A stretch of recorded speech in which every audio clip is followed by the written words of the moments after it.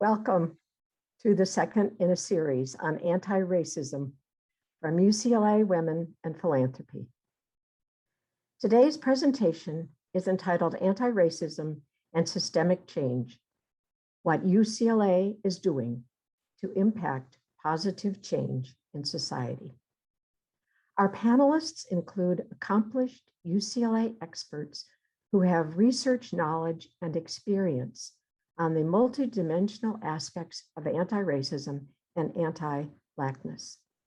They will address the efforts needed by individuals to address systemic change. I am Susan Rice, President of Women in Philanthropy. Women in Philanthropy at UCLA celebrates and inspires women's giving across the UCLA campus. Within and without, we foster women's participation in volunteership positions, giving to UCLA of our time, talent, and treasure. Our diverse membership gives all over the campus. Since the beginning, our extraordinary women leaders have served UCLA on departmental advisory councils, the task forces, student mentoring, scholarship advisories, on the University of California Board of Regents, and our own UCLA Foundation Board. In 2019, we celebrated our 25th anniversary. I am proud to say we are now over 3,000 members strong. Since COVID-19 hit, Women in Philanthropy has provided all of its events in this virtual format. In addition, we've added programs for the summer too, both last year and this year. We've been really delighted at the enormous and enthusiastic response. We welcome the involvement in planning events from all of our members. We like to include the broadest and most diverse participation from you.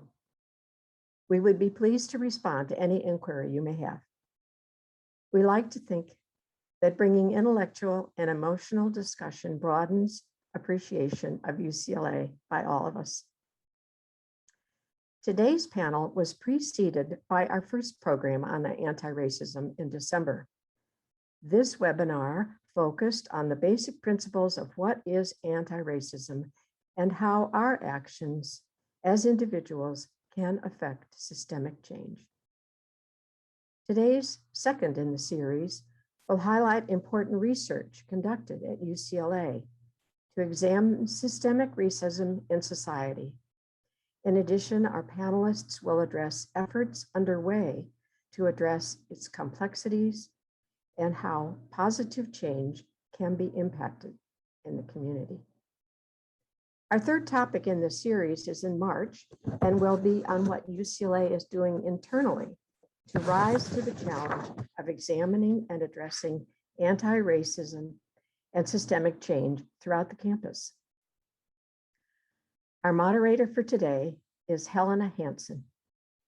Dr. Hansen is an MD, PhD, psychiatrist, anthropologist, and a professor and co-chair of the research theme in translational social science and health equity, as well as Associate Director of the Center for Social Medicine at UCLA's David Geffen School of Medicine. The Translational Social Science and Health Equity theme was launched to promote equitable care by studying and developing new models to address the impact of social determinants in health. The new theme will foster collaborations among social scientists, life scientists, physicians, and clinical researchers, and will study the integration of social intervention with medical care.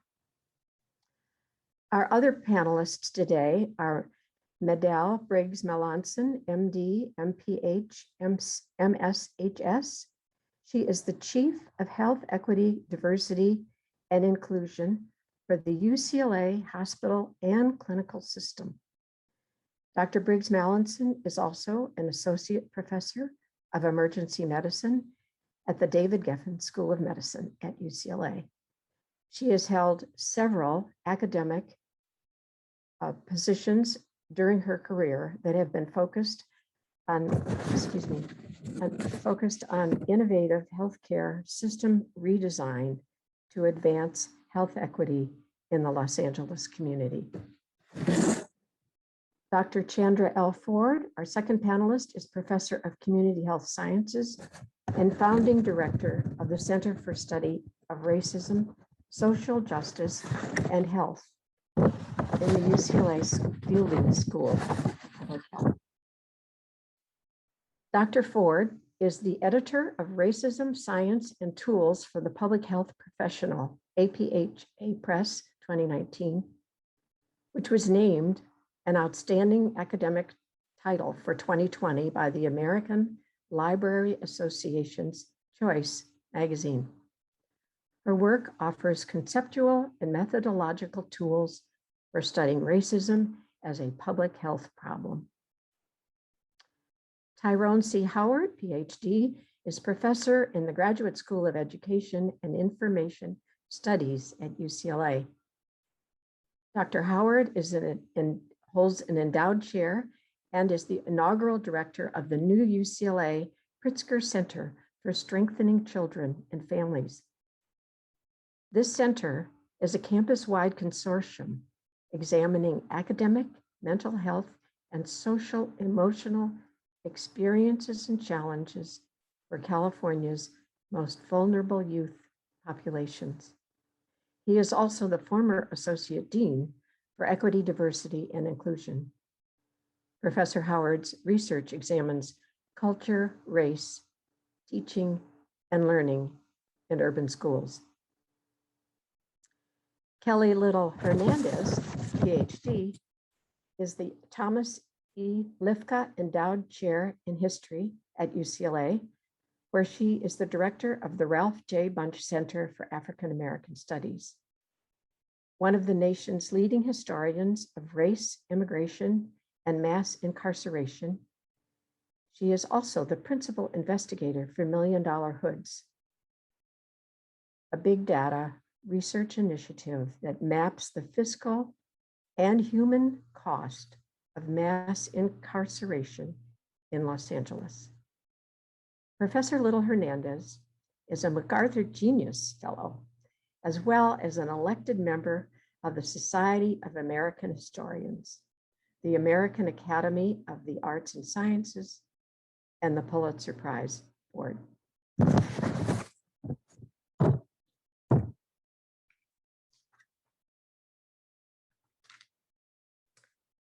We have gathered, as you can tell, an amazing group of UCLA experts with vast knowledge and experience to share with us the groundbreaking work they are doing to advance positive change in society.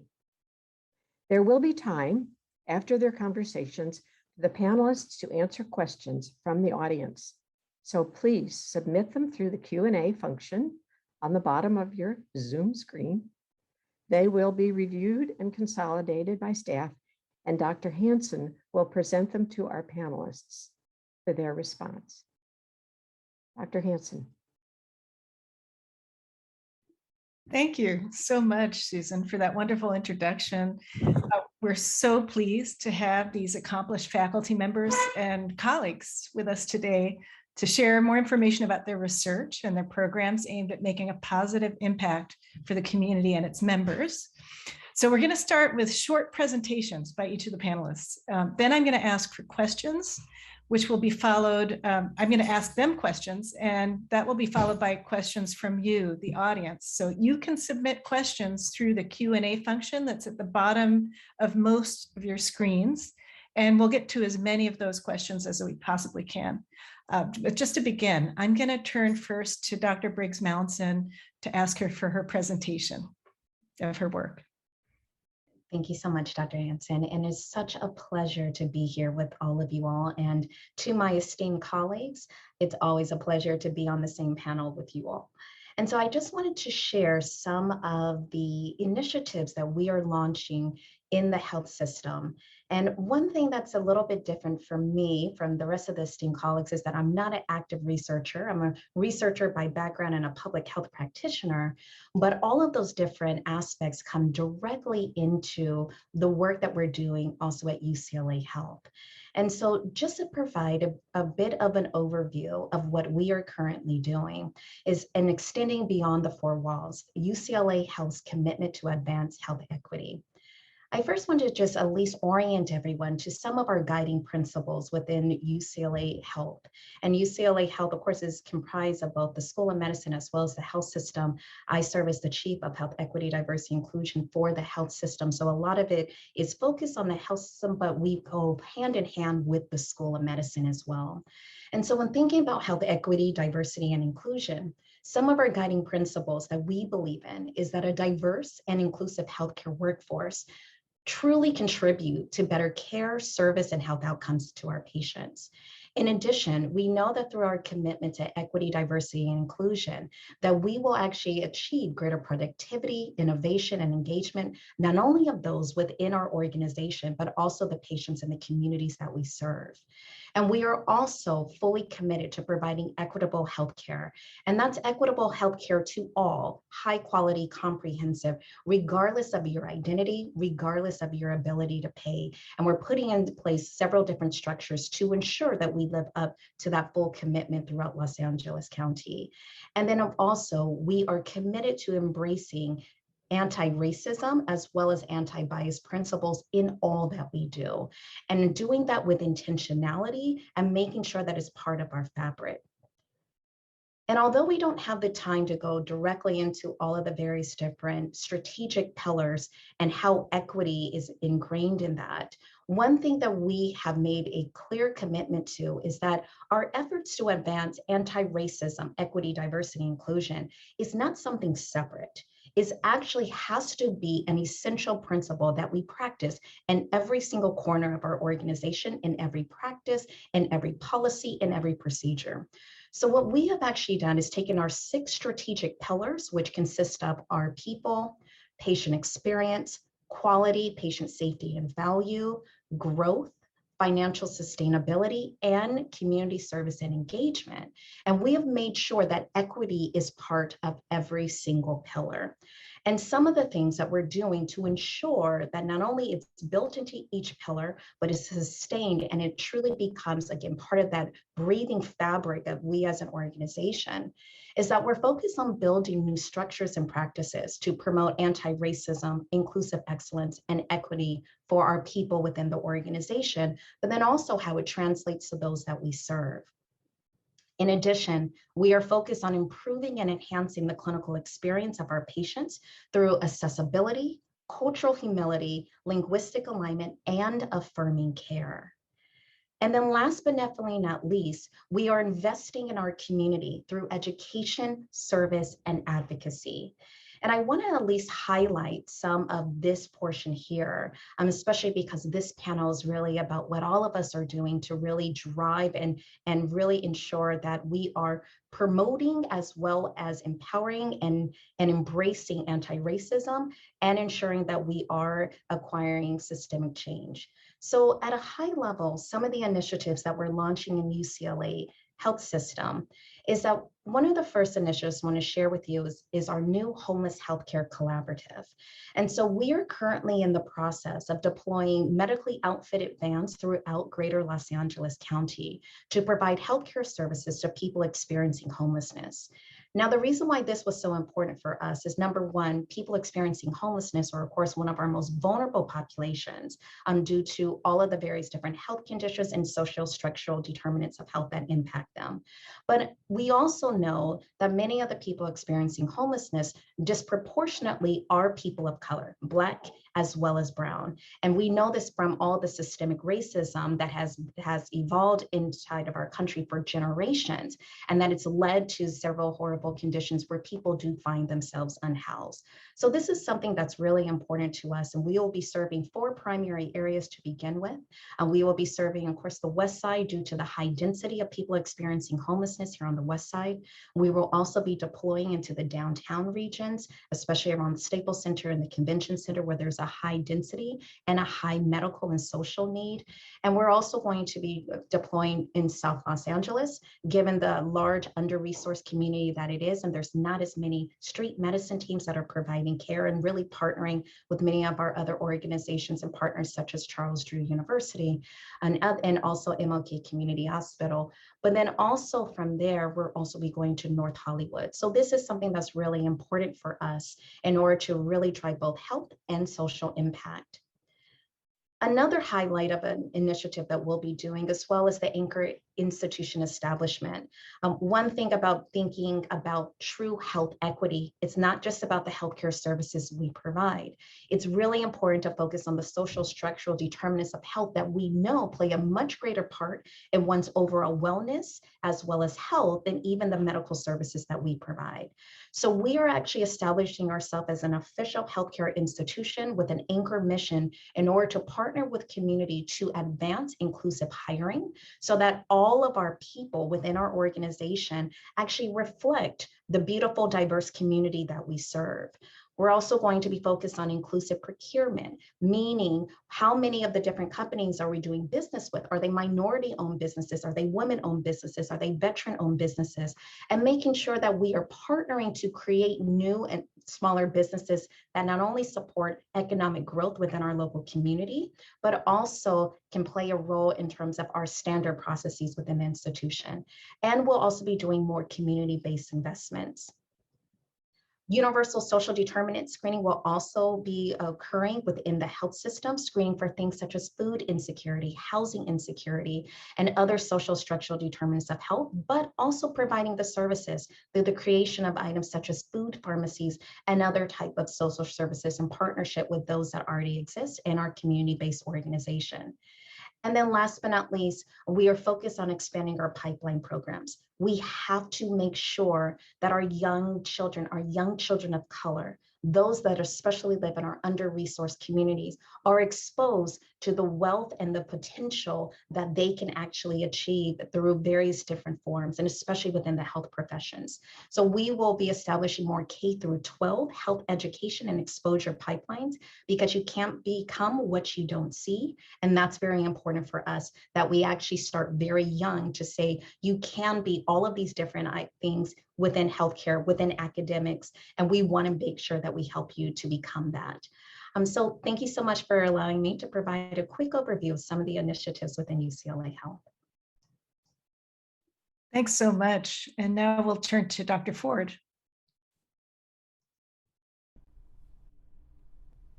Thank you for the opportunity to share a little bit about my work and myself with you. I'm going to share my screen.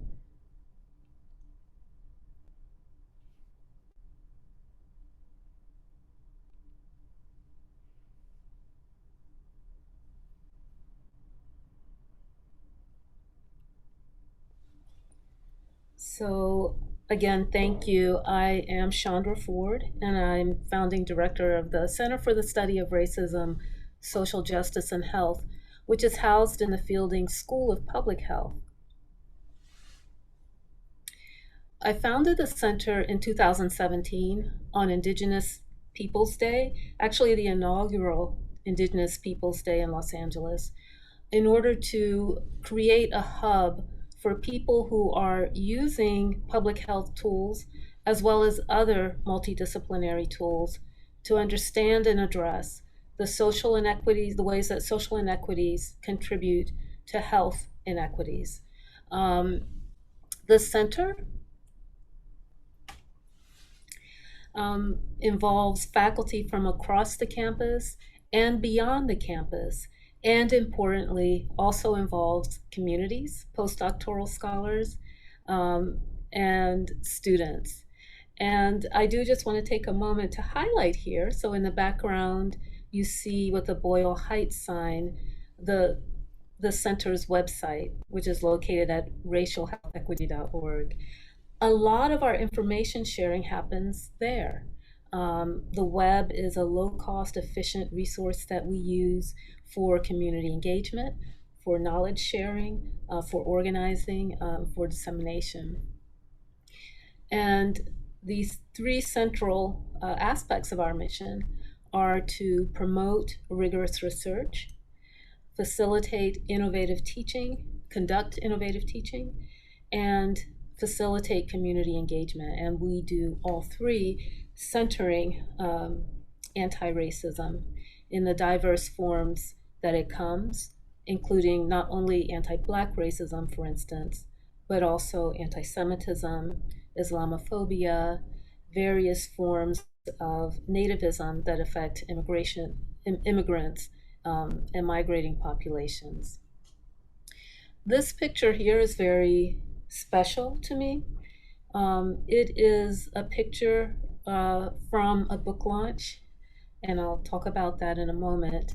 And the reason this picture is so special to me is when I saw the picture, I realized for the first time that the center was in fact achieving the dream that I had for it. In this picture are doctoral students and one postdoctoral scholar of the center. And as I reflected back on both what I had wanted to achieve, which was to create this hub, a rich, multicultural, multiracial, multi-ethnic, and multidisciplinary space that helped to train the next generation of scholars and researchers and leaders, I saw that in this photo, and it really moved me quite a bit. And part of the reason it moved me is because it's not what I would have seen as a doctoral student at any of the schools where I received my training. The center has been involved in a number of initiatives over the last few years, and I'd like to really focus on what we've been doing in terms of over the course of the COVID pandemic. And in 2019, we had the privilege to publish Racism, Science and Tools for the Public Health Professional, and this predates the pandemic. But it's surprising how timely it was. And one of the activities that I have been very focused on over the last 18 months has been, now that we're in this pandemic, helping public health practitioners and professionals apply the academic research on racism as a public health issue to the work that they're doing on the front lines in the field of public health and in our communities. CDC Director Walensky declared racism is a serious threat to the health of the public in April of this year. And so we have been attempting to put real concrete tools in the hands of public health professionals so that they can treat this threat to the health and well-being of communities just as they would treat other threats to the health of communities. So in addition to the work that I've been doing with trainings at the CDC and elsewhere, I have invested almost all of my free time to a collaboration with Howard University, a historically Black college or university located in Washington, D.C. We're working on a project called Project Refocus, which aims to shift how we think about public health surveillance so that it's rooted in the experiences of community and it simultaneously brings an anti-racism frame, relies upon an anti-racism frame. My contribution has been to focus on developing a public health surveillance system that differs from all other public health surveillance systems. We have chosen to call this a crisis monitoring system because some communities are already in crisis or were already in crisis when the COVID pandemic came upon us. So how do we account for this, the combined experiences that communities have? And I've just taken one quick snapshot from this surveillance system that we're still building out. And you can see that we are tracking in this graph how police shootings and confirmed COVID diagnoses for the period February 7th until July 25th of this year appear to converge along some lines and diverge at other points during this period. So our goal is really to try to bring context and understanding of the ways that racialization and racism and other forms of social injustice are co-occurring during the COVID pandemic, and place in the hands of communities and health departments the resources needed to document, monitor, and address them. And with that, I thank you. Thanks so much, Dr. Ford. Now we're going to turn to Dr. Howard. Thank you so much. I will also share my screen. It's an honor and privilege of mine to be able to share the work that we are doing with such an esteemed panel of folks who are doing critical work. And so I'm honored and really humbled to be a part of this work. Let me give a little bit of background, if I can, around the work that I do here at UCLA. It might seem a little bit out of term, but one of my roles here is I direct the UCLA Black Male Institute. And this was formed in 2009 to really look at issues tied to some of the experiences that Black males have in education and society writ large and on the campus of UCLA.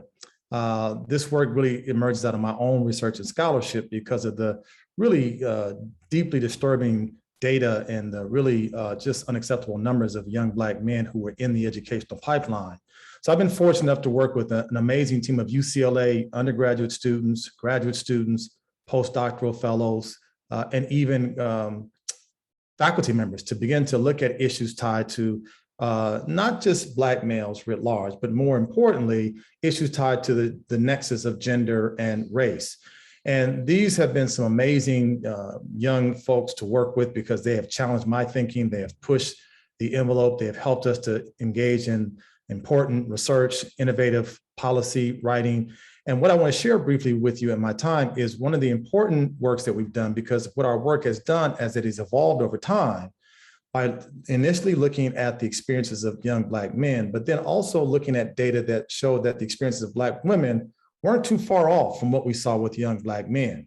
And so one of the projects that I'm proud to have been a part of was a project that we undertook in the 2017-2018 school year around creating the counter space for Black women at UCLA in a project that was titled Sister to Sister. And I want to start by acknowledging the amazing Black women who are part of this work.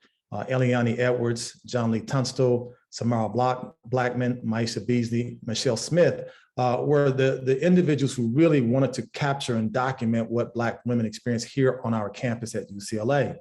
And needless to say, the results were startling, and it spoke to so many of the experiences that they had as being students here at UCLA, but they wanted to take a much larger look.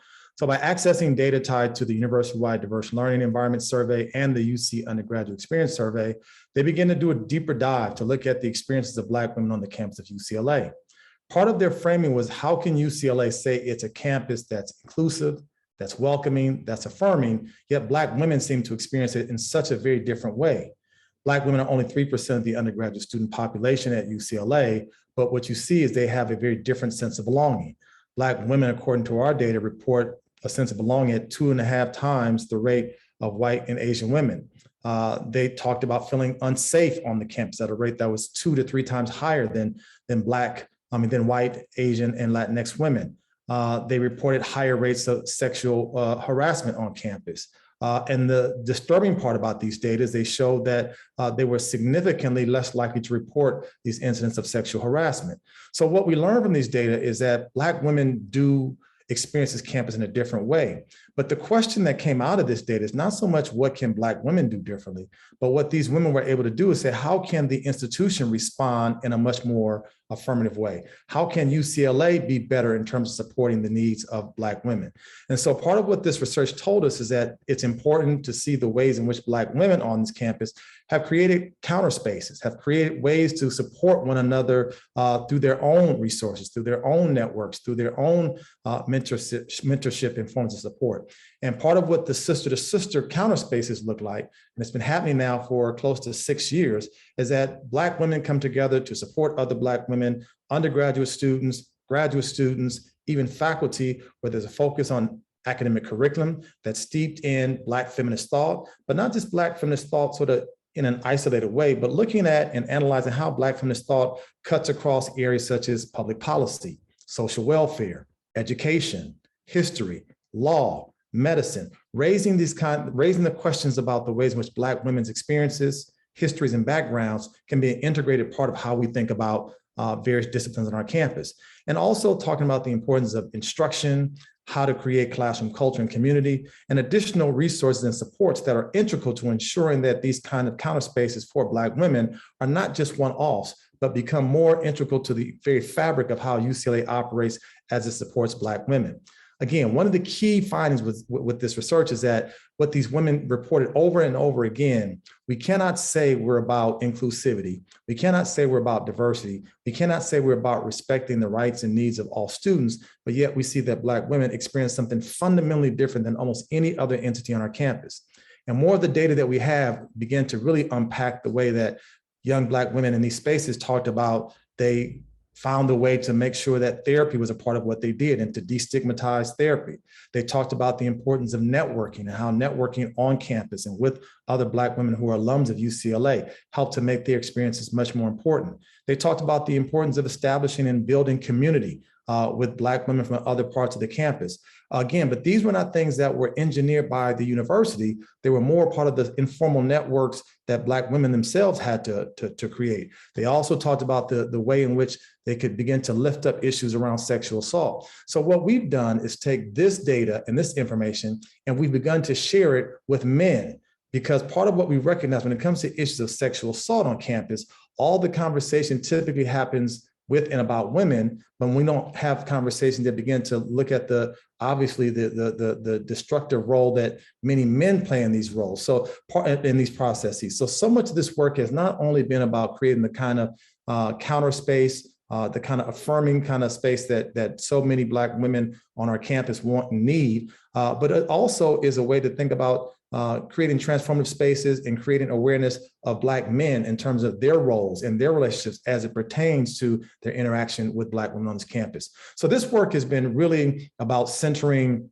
support. It's been about centering how to combat systemic racism. It's been about how to systemic anti-Black violence, anti-Black women violence. And part of what this work is doing is helping us to think about how do we challenge and hold our institution accountable to doing a better job of supporting all of its students.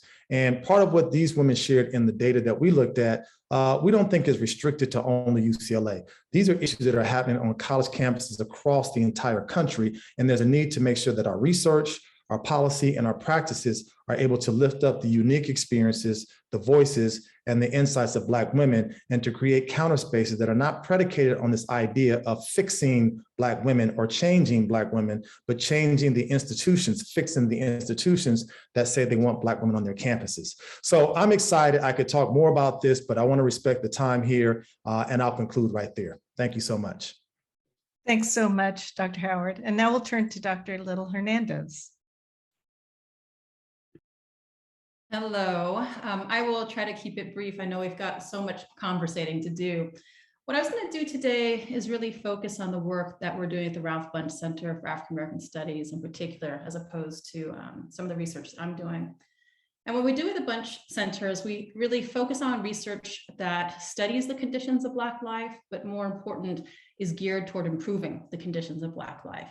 So we do what we call action-oriented research at the Bunche Center. And our singular mandate is to study and improve the conditions of Black life. So I want to talk about a couple signature projects that we have going right now at the Bunche Center. The first project is the Black Policy Project that's led by Professor Michael Stoll. And what we do at the Black Policy Project is we connect our faculty and we conduct original research with policymakers and social movement leaders across the state and across the country. So for example, we have advised the legislature on jobs and employment and racial and gender disparities in Silicon Valley and in the high-tech industries here in California, which is one of the growing and booming high-income industries here in the state. We want to make sure more women of color, and Black folks are included in that industry. So we've conducted some of the fundamental research there. We have conducted research and advised the legislature on bail reform and played a fairly significant role in the recent passage of the end of bail here in the state of California. We are currently leading a new initiative. It's called the State of Black California, which will really provide a close look at all the major indicators of life and well-being for Black Californians. And that again will be used for policy ends. And we're also advising the historic and hopefully transformative California Reparations Task Force, which is looking at the role of California in enslavement, Jim Crow, mass incarceration, at the impact on Black life through those series of institutions. And most important, what can be done to address, redress, and find healing coming out of that long and difficult history. So that's one of the activities that we have going. We also have something called the Bunched Fellows Program. And what the Bunched Fellows Program does is we create an ecosystem within UCLA. We like to say that we're creating the environment of a liberal arts college with an HBCU vibe based in a top tier Research One university. And what we do is we hire undergraduate students and graduate students to work as research assistants on faculty-led research projects. And this, I think, is, as it was said earlier, you cannot become what you cannot see, right? And so we give undergraduate students and graduate students a really up-close experience with faculty members on research. So for example, one of our current faculty mentors is a new professor here at UCLA. His name is Justin Dunavant. I encourage you all to look him up, doing incredible research. And he's an anthropologist, a marine anthropologist, and he studies sunken slave ships in the Caribbean to learn more about the experiences of our people who are being brought across the Atlantic and their resistance. And so he's training students, he's training community members to dive onto these ships and conduct research. It's an incredible honor to be able to support students in working directly with Professor Dunavant. Another project is my own research project called $1 Million Hoods, which is a big data project where we map how much is spent here locally in LA on incarceration. And the maps show, if you go to milliondollarhoods.org, every community that lights up in red is a community where we're spending more than $1 million per year locking up local residents just in the local jails, not in state prison or federal prison. And the argument here is if we take money out of policing and incarceration, we put it into housing, into health, employment, education, all of the institutions we know build stronger individuals and thriving families, that would be a better use of dollars. And we have a lot of students on that project as well. One of the pieces of that project is something we call Big Data for Justice. And that's a summer institute that we run that teaches data visualization and analysis to students, mostly Black, Brown, and Indigenous students, and also community members, especially those who are at the front lines of the movement to end mass incarceration. And this work is important not only because it parallels the research that we've done about disparities, race and gender disparities in Silicon Valley, but it's also important because big data is now so often used like a weapon against communities, saying it's not us saying that you're not good at math or that we need to police these communities. It's the data telling us that. And so when we train ourselves to be able to intervene in those kinds of conversations, then we remove that weapon from the state, really. So the Big Data for Justice is training a new diverse generation of data analysts. And then finally, I'm happy to announce, and this is brand new at the Bunch Center, we have the Hip Hop Research Initiative being led by H. Sammy Aleem and Gay Johnson. And what we're doing there is we're bringing arts and culture into all the transformative work and research that we're doing at the Bunch Center. Now, UCLA is lucky to be home to about a dozen scholars who are working on hip hop culture and history. That's probably the largest concentration, certainly in the country, but perhaps the world. And we're hoping to build this into, make LA really the capital of hip hop studies on the West Coast. And we're very excited to say that our very first artist in residence at the Hip Hop Research Initiative is the one and the only Chuck D. So please keep your emails open, your eyes and your ears open. We'll be having many events this year with Chuck D and with H. Sammy Aleem and Gay Johnson to really show off the work that we're going to be doing around arts and culture and social change from the perspective of hip hop and with its impact upon Black life in particular. So thank you. Thank you, Dr. Little Hernandez. What exciting initiatives we've just heard about. We're going to switch now to questions and answers.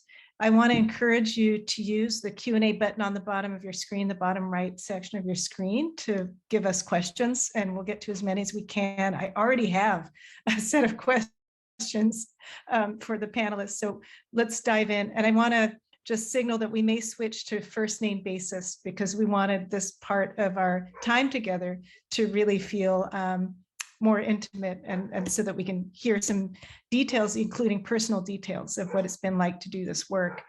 So my first question for the panel is, and just jump in, any of the panelists that as you feel like doing so. What have you encountered in doing this work that you didn't expect? Any surprises?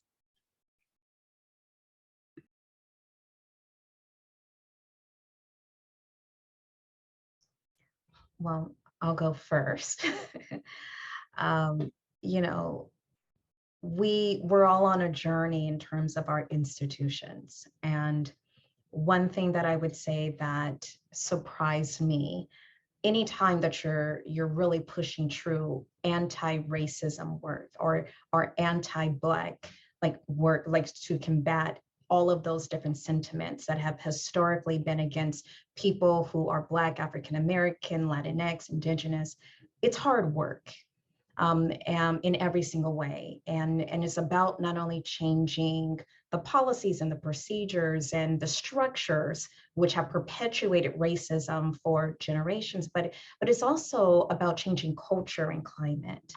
And I can say that although it's been challenging still, one thing that has been very warming for me, I can say within the health system, is the amount of engagement and positive energy around making sure that we change to do what's right, and making sure that we change to create the inclusive environment that we all know that we should have, as well as for when we're thinking about serving our patients and our communities, the amount of support.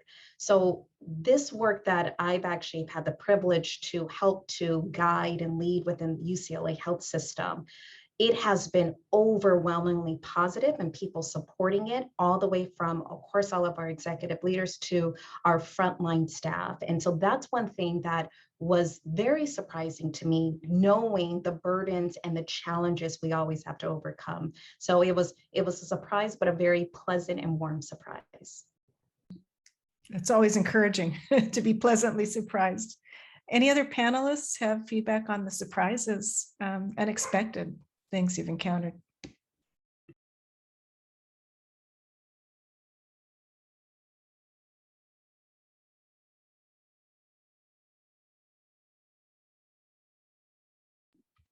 I'll say something.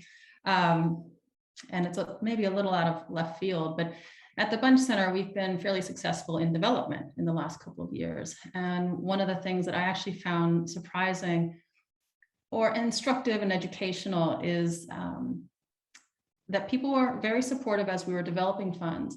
But one thing that happened when we got a lot of them is it shifted the dynamics, and people weren't used to seeing Black folks with a lot of money, right? And a lot of resources, and that the kind of power that comes with. So when Mendel's speaking about culture change, in some ways I want to speak about how important it is that we prepare ourselves, right, to make these investments, significant investments in Black life and in Black research, so that that cognitive block, we've got to remove it. So that was one of the surprising confrontations that we had, and sets of conversations we had to have, is what does it mean when you significantly invest in Black life, when Black students begin to thrive, right? Because we put the financial basis beneath them so that they can really focus on their research and they can focus on their studies. And that's the kind of investment that I'm looking for, right? It's not small ones, big ones. So that our students have everything that they need to thrive, as if, so that they have everything that they need. That really, Oh, go ahead, Dr. Ford. that resonates quite a bit with me. And I would really be remiss were I not to acknowledge and thank Kelly and the Bunch Center for the tremendous support that they gave in funding the initial inaugural cohort of postdocs at the Center for the Study of Racism, Social Justice, and Health.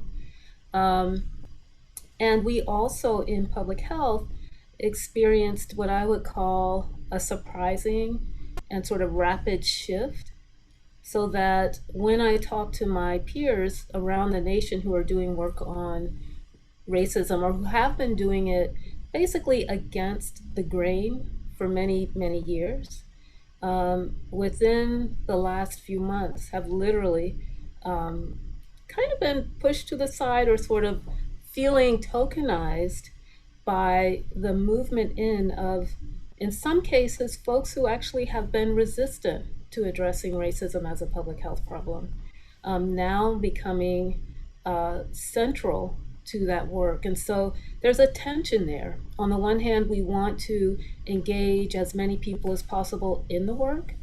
And on the other hand, we certainly don't want to displace the people of color who have been doing this work and who were championing it before it became well-funded in public health as a field. Yeah. I want to echo Chandra's notions of how, we have also been benefactors of Kelly's support in what the Bunch Center has done. One of our postdoctoral fellows, Farzana Salim, was part of our work. And so it's important to have the kind of anchor that Bunch provides. But I will say that in many ways, one of the things that surprised me has been a bit of the opposite of what Kelly mentioned. We have found that not lots of foundations don't want to support Black life, Black people, Black issues. We have been told on multiple occasions, why don't you expand it and look at people of color writ large? Why don't you look at other sort of non-race-based factors? We have been told all kinds of things that tried to take us away from being very explicit and very intentional about looking at Black folks and Black people. But what has been really a bit of an eye-opener post Breonna Taylor, post George Floyd, then we've seen a bit of a shift from some of those very foundations who once didn't want to engage in issues around anti-racism, who didn't want to support anti-Black types of work. Now all of a sudden are at least saying that they are more open to this work now. So I think the shift has been a surprise. The question is, are these foundations in it for the long haul, or are they in it just because this is a particular moment in time? Can I add something here?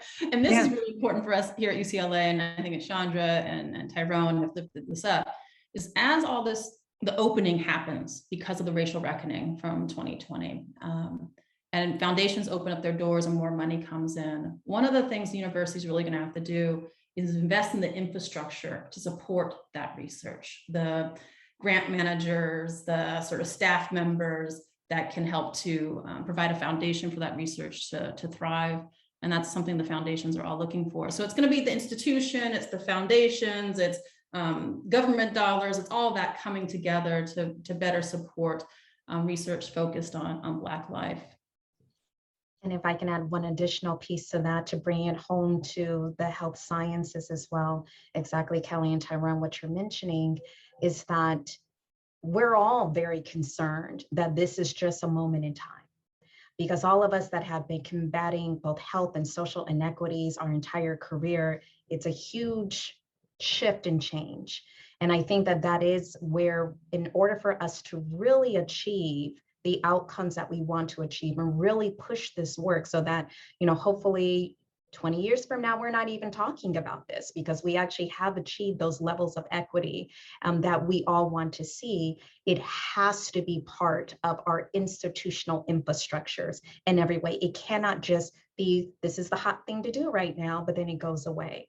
And I know that that's one of the reasons why I was mentioning intentionally we're ingraining equity and anti-racism, anti-bias, anti-discrimination into even our strategic pillars in order for it not to just disappear, but there has to be more of that on an institutional level here at UCLA and beyond for us to really achieve our goals and for it to be sustainable. Excellent point. So, I've actually heard from the panel a couple of different angles here. One is the need for really attending to the institution as a whole and how well UCLA and our researchers are positioned to take advantage of the funding that's starting to come in, and the need for big thinking and big sums of money really to have an impact. And then on the other hand, I'm also hearing about how exciting it is that donors of all types can participate in this process and really have an impact. And so I want to turn to a question that's come from the audience about what are specific examples of what that's the way the person asking the question asked it. And I'm assuming that applies across the board to all of the women in philanthropy on this call. How can we combat systemic racism? So I'm just going to ask on each of the panelists to think of some concrete examples of things that this group of powerful women in philanthropy can actually do to have an impact.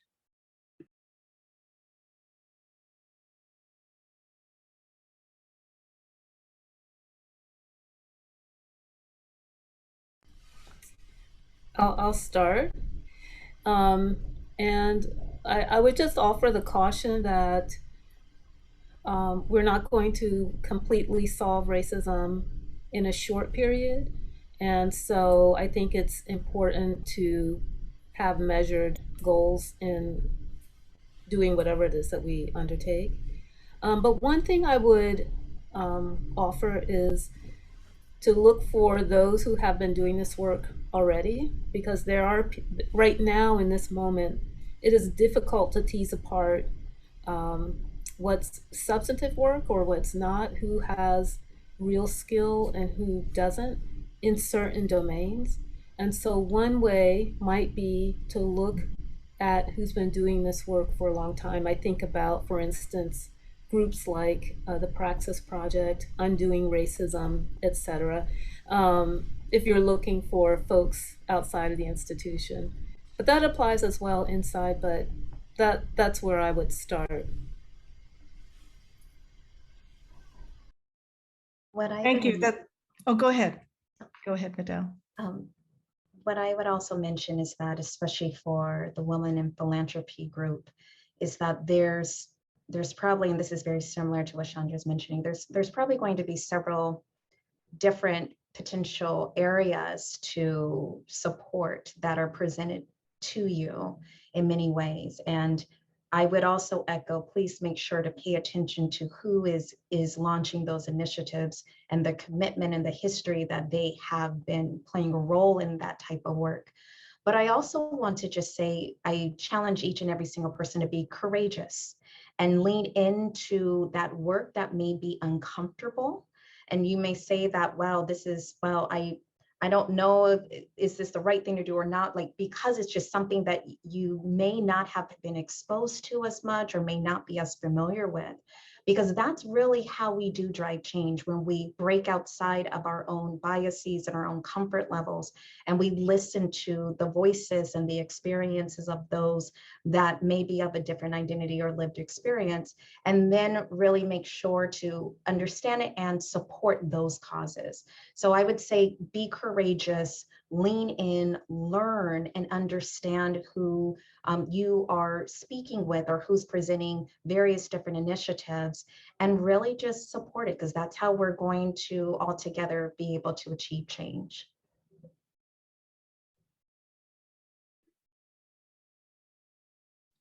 If I could build on that, I think both points are so spot on. I agree, we can't solve racism in our lifetime. Let's just be frank about that. But I do think, to Madel's point, I think that for those folks who are looking to invest, that we not be afraid to use non-traditional metrics in terms of who and where we invest. Because far too often, some of the best work that's being done in our communities are being done by folks who don't have big data evaluation systems, who don't have all the typical metrics that we look for, but they're folks who are rolling their sleeves up and who are doing the work and making a big impact in ways that don't garner a lot of national attention. Be willing to think about how we can invest significantly in those kinds of spaces where you've got community-based orgs and you've got nonprofits who are really helping to empower and push against these structures of racism that play themselves out. So I like this idea of being bold and being willing to sort of, to travel down the path that's oftentimes least traveled when it comes to foundations, and say, if there's some real momentum here that's happening with some of these entities, these kind of investments can be game changers. They can be significant in terms of their ability to be brought to a larger scale and to have a wider impact in ways that can really be life-saving when you think about it. So, I would say that we've got to be willing to use our voice, our collective platforms, and recognize the ability that we have to begin to sort of lift up some of the real deep-seated ways in which structural racism continues to play out, and put our voice and our collective talents behind those efforts in whatever way, shape, or form we can. These are excellent points. And I think I'll take the liberty of sharing an article that recently came out in Stat News with the group. I put the link in chat that hopefully the organizers can make available. But this is something that this group, as people who are funding research and funding program development, should be aware of, that in the past year, there have been lots and lots of new program announcements, funding announcements from private foundations, from the NIH, from federal funders regarding racism in health and social outcomes. And this Stat News article details how in some cases, what this has done is kind of opened up economic opportunities for people who haven't really been involved in this work. And so it just highlights the timeliness of the comments on this panel, that, once you start supporting this anti-racist work, it is so important to understand who you're supporting and how they do their work. Are they doing their work in a truly community engaged, community partnered manner? And, what is the depth of their understanding and experience? So I just want to kind of support those points and share this article. But on that, I just want to turn to some of the other questions from the audience. So some of the people on this call are leaders in corporate America and are asking what are the best practices for change in that sector of American society? So any wisdom that you have to offer from your research, from your experience in program development and staff development, if you want to weigh into that.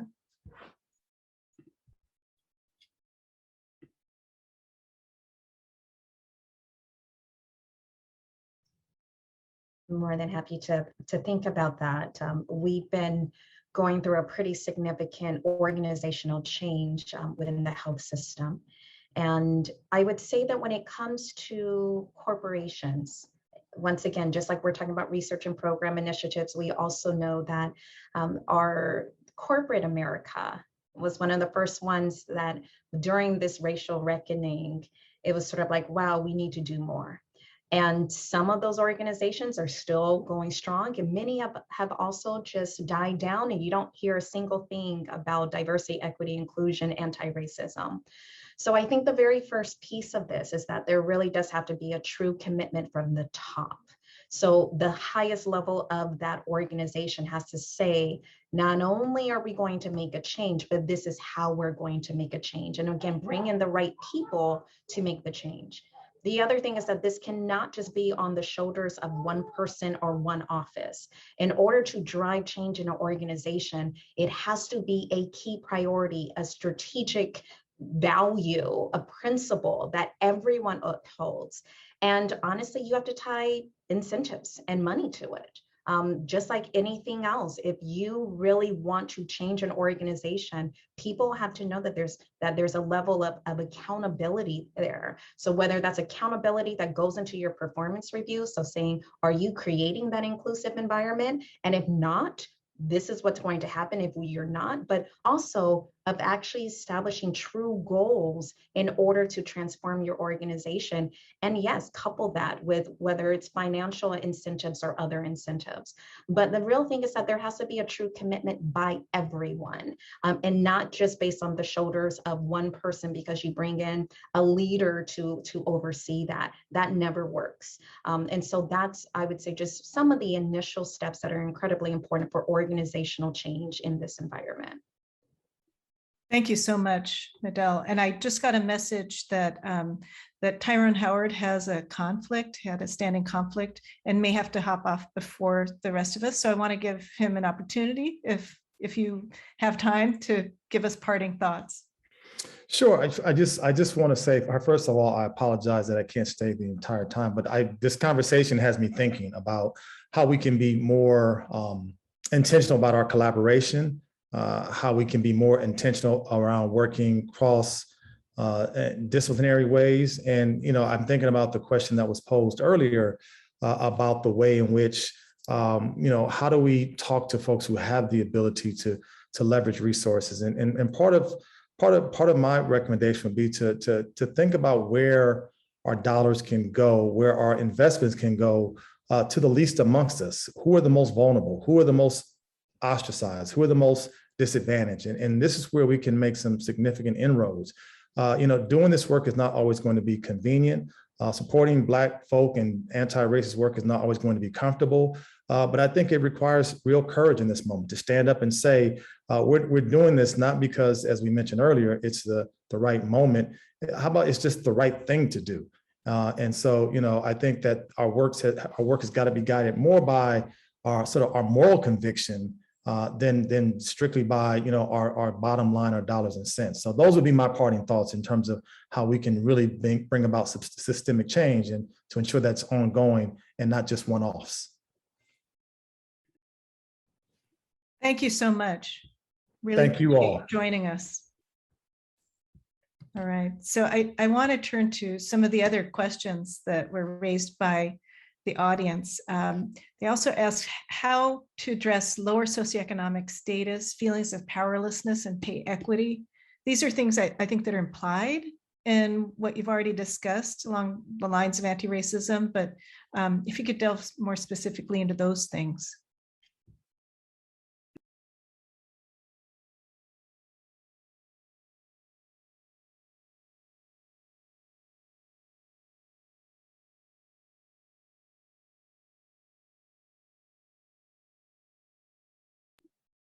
These are profoundly complicated topics, I understand. I think they are, and I would say that they're not separate. They're not separate issues, and not to volunteer anyone, but Kelly has done so much work in this area, so I can't help but want to hear from her on this. Well, I was going to offer a very practical possibility when I'm thinking about women in philanthropy at UCLA, that when folks are looking at investing in student scholarships, one of the things to think through is the equity issue and the income issue.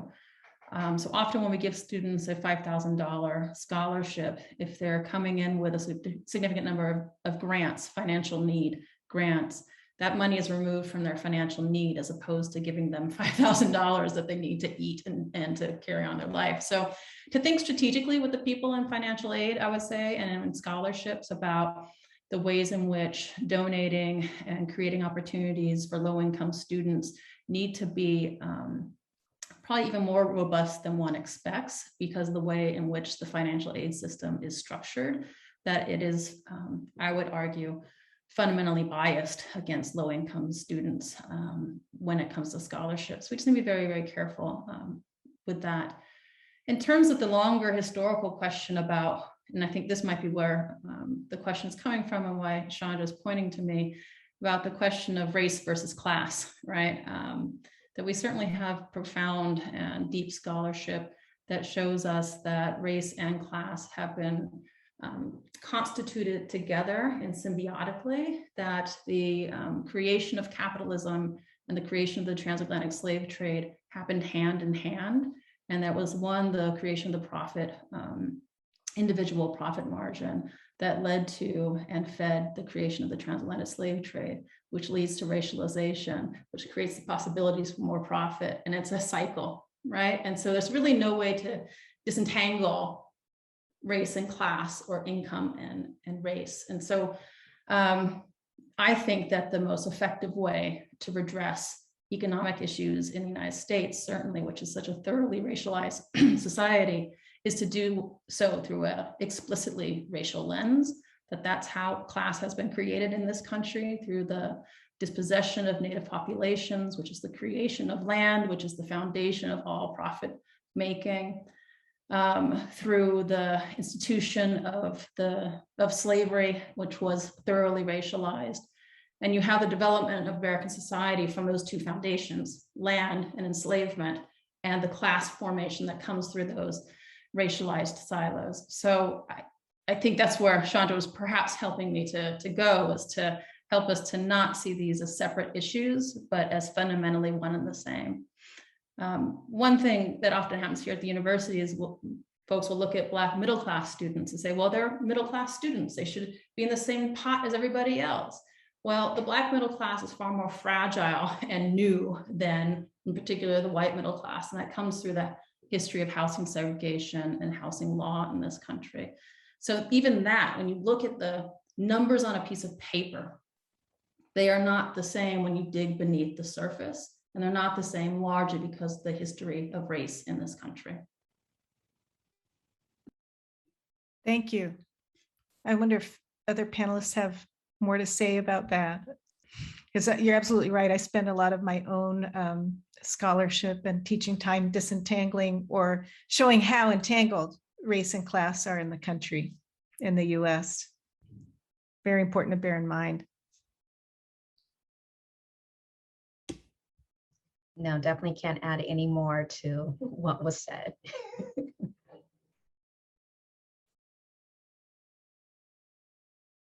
Maybe we can pivot to another related question, and that is about Asian hatred. How can we address that? And what relationship do you see anti-Asian actions and sentiment? What relationship do you see of that to the work that you do?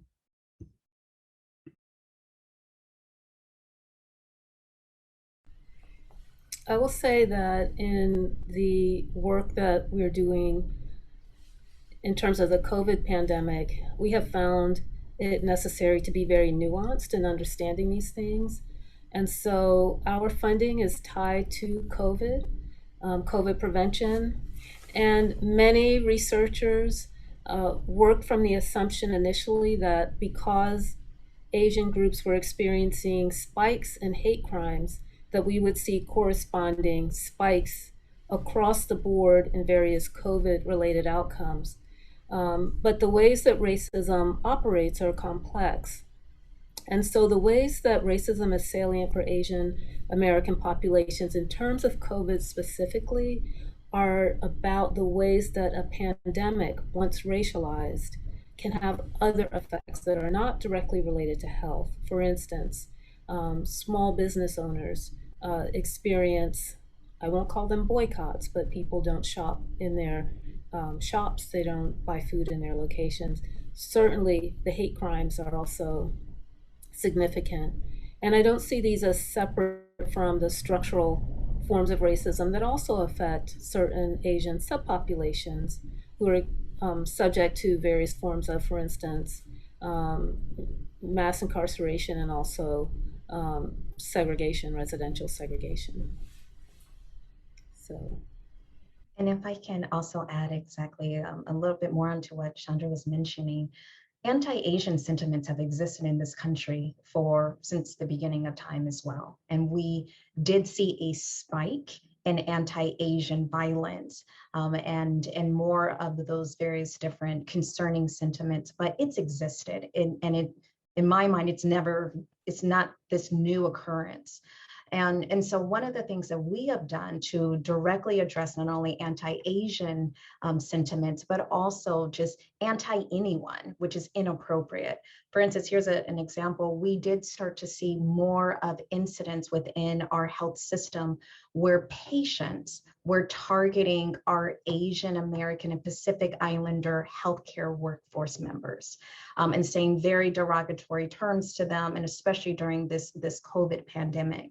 But one thing that we have put in place in order to provide support, protection, and most importantly, action, in order to ensure that everyone, regardless of their identity, feels safe and feels that the organization is going to support them, is that we have a new policy in place, and a new policy that clearly defines how we as an institution address patients that actually exhibit any type of discriminatory conduct towards our workforce members. And it starts off at a certain level of immediately stepping in to anyone who's spewing any racist ideas or slurs or behaviors. And it can escalate all the way to the point of having that patient removed from one of our facilities due to their inappropriate behavior. So once again, for us, this was something that we have been very comprehensively thinking about, of making sure that people feel safe and respected and valued, not only if we're serving you as a patient or a community, but also for our team members, for our staff, for our faculty, for our students, and that we're not going to allow any form of racism, bias, bigotry, discrimination of any sort due to an individual's identity or lived experience. So those are some of the things that we have actually put in place, and that goes back again into that idea of we have to make sure this is part of our institutional infrastructures of being anti-racist. And part of that is making sure that everyone understands how we address certain issues or incidents that occur, and that everyone's on board, and that it is actually part of the protocols and the processes. Yeah, that's fantastic. And I think the only thing I would do is pick up where Manel's leaving off about the institutional infrastructure. And I would say here at UCLA, we're very blessed that certainly the Ralph Bunche Center for African American Studies is based within what's called the Institute of American Cultures, which is also home to the Asian American Studies Center, the American Indian Studies Center, and the Chicano Studies Research Center. And so we have an ethnic studies approach to anti-racism. So everything that we do uses a really comprehensive lens to think through what are the implications and the consequences for our various communities. So when we study anti-Blackness, we're often doing it in conversation with anti-Asian racism, with anti-Indigenous activities, and with work with Chicano, Latinx communities. So I love the infrastructure that we've actually built here at UCLA that makes it possible, and in fact, it makes it imperative that we're working together on an anti-racist strategy. Within that, it remains always fundamental that these core and foundational issues of anti-Indigenous and anti-Black dynamics, culture, institutions, and practices, which are dug down to the root of this country, often are lifted up, and that we don't forget them, because they often become just part of who we are. It's our DNA, right? We don't always think about our DNA, and we got to lift it up and make sure it stays at the forefront. Thank you so much, Kelly. And actually, I think you've addressed one of the other interesting questions from the audience about understanding Black African Americans have faced disproportionate burden of racism and inequity. What about collaboration with other BIPOC groups, academic institutions to bring collective vision for change? So you've already begun to answer that. Like, what will it take to join forces with multiple affected groups? And if, as we go along, any panelists have more to say on that, I invite that. But I want to get to one other question, which has to do with the fact that many of us on this panel are parents, and many women in philanthropy probably think a lot about parenthood and family. Could you share your thoughts, some of your thoughts about anti-racism for those of us who run schools, summer programs, other adolescent and youth-facing organizations, how to work with those institutions and with the younger up-and-coming generations? I'm going to have to hop off. Yeah, so please give us your parting thoughts. I know that the work can be done. a colleague that I worked with at the National Academies, formed an organization called Embrace Race. So their entire focus is working with parents, children, and people who work with them to raise generations of anti-racist young people. So I am optimistic, but I am not a parent, and I also do not do a lot of work in this area. And so I'm going to defer to the other panelists, and also thank you all for having me. Thank you so much.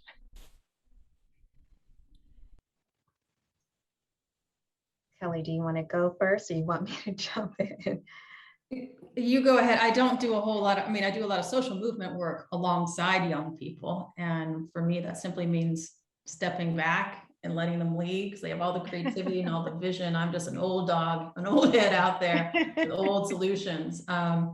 So for me, in my social movement work, it really has meant creating space for young people and learning how to follow them. But I don't work on youth, so I wouldn't want to speak as an expert on that.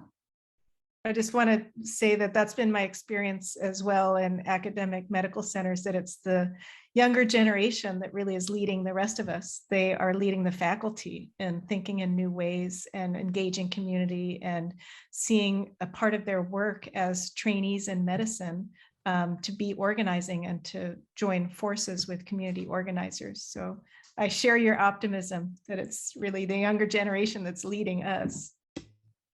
Medell, did you want to add to that? Yes, no, I completely agree with that. And I have two little boys, two little young Black boys, 9 and 11. And honestly, they're my inspiration for all of this work, because I think we all hope and pray that by the time that our children become adults, or grandchildren or great-grands, that they're going to live and function in a very different country and a different institution type structure that we have all experienced. And while I don't specifically focus on youth either, of course, youth are definitely part of our overall focus and programs and initiatives.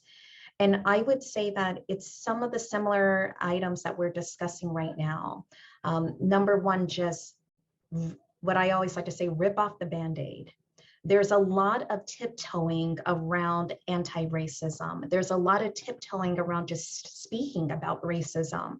And we have to stop that, because if we don't speak about it, face it, develop true actions to address it, 20 years from now, 50 years from now, 100 years from now, we're going to be in the same place. And so the only advice that I can say is, we have to be that change now, and we have to not have any hesitation of going in, and especially when it comes to our schools and our practices. Again, our schools fail young Black boys and girls in this country. It is very clear, it is rooted in all the evidence, and our schools fail young Black girls and boys, and also fail many other children of color. And I think that also is something for us to take a step back from and start looking at, because it is important for us to also know, how do we make sure that we are bringing in equitable, inclusive methods of education and support? How are we making sure that we are looking at that child holistically versus just one of 40 in a class or one of 30 in a class? And how do we make sure that we are being intentional with our efforts to ensure that we get very similar educational outcomes? And the reason why those of us also in healthcare care so much about education is because we know of all those social structural determinants of health. Education is one of the primary factors that drives overall health and wellness. And so it is essential for us to address this and make sure that our children are receiving not only the best education, but they're also being able to achieve all that they can achieve and not being stopped and thwarted in part of their progress. So a lot of work to be done, but we have to rip off the Band-Aid, roll up the sleeves, and do the hard work. Thank you. Very well said. So now we're at the wrapping up point. I think we are just starting to get into this. And I want to ask the two of you for two things. First, we had a question from the audience about what headway you think you might be seeing in your work on these issues, asking for some words of hope and encouragement. And as a part of that, if you could just give us any parting thoughts that you have based on our conversation. Who would like to go first? I can go. Well, Helena, I think you're certainly one of the bright and shining lights. You're a new recruit to UCLA, relatively new recruit to UCLA. Oh, thank you for saying that. And we're very blessed that you're here. I mean, here at the university, I have to give credit where credit is due, that there have been new investments made in Black studies and more recently Chicano studies, and hopefully in Pacific Islander and Indigenous studies soon to come. So those are our bright shining lights that hopefully the institutions will become safer spaces for our communities. It's going to require a whole lot more work. It's not just the funding. It's certainly questions around policing as well, and access as well. But there are changes that are happening, and we want to keep the pressure on to make sure it continues to change. So those are some of the bright lights for me. And I'm just very thankful to have everyone here today to talk about all of this. Coffee shops and conversations is where social change begins, and we need to be able to feel safe to engage in these conversations with one another, to begin to think in new ways, and then be able to live in new ways. So it's been a pleasure to be here with you all. Believe it or not, I have not met Medell before, and I am so pleased to meet you, Medell, and I can't wait to continue to work with you.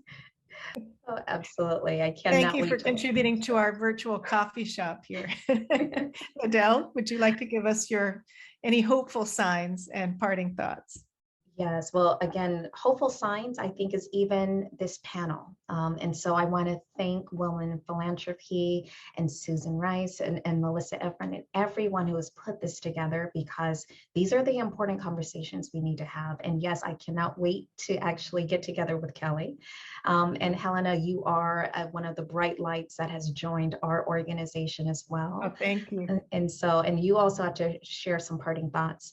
But I would say that I'm an optimist, and everyone who knows me knows just I'm an optimist. And I can say that, again, my heart has been very warmed in terms of all the change that I have even seen in a short period of time. And the momentum has not decreased. The momentum, if anything, has increased. And it's wonderful to see people where I'm sitting in meetings or I'm observing clinical care and see people who maybe 18 months ago didn't have the words or didn't have the conscience to sort of interrupt certain things. And now they're doing it. I don't even have to say anything. And especially those who identify as white or those that are men or whatever that may be. So that's, for me, shows that change is occurring, and that I hope that this journey continues for, again, many, many more years and decades to come. And so my last parting words is, once again, this is about doing what's right. And it requires all of us to, again, have that courage and know that we're all in this together. And you don't have to get everything perfect, but it's about trying. And it's about just making sure that we are moving together in the right direction as well. Oh, that's so eloquent that I just want to leave it there. I have nothing more to add to that. Thank you so much.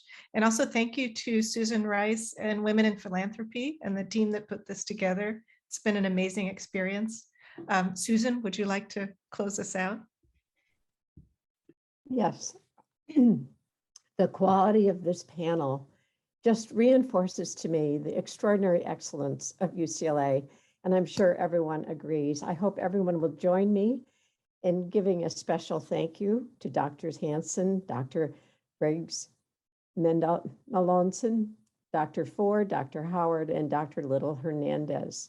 You've given time and thought in planning this. I know we can tell how busy you all are, and the quality and the intensity and the wonderfully informal exchange has just benefited us all greatly.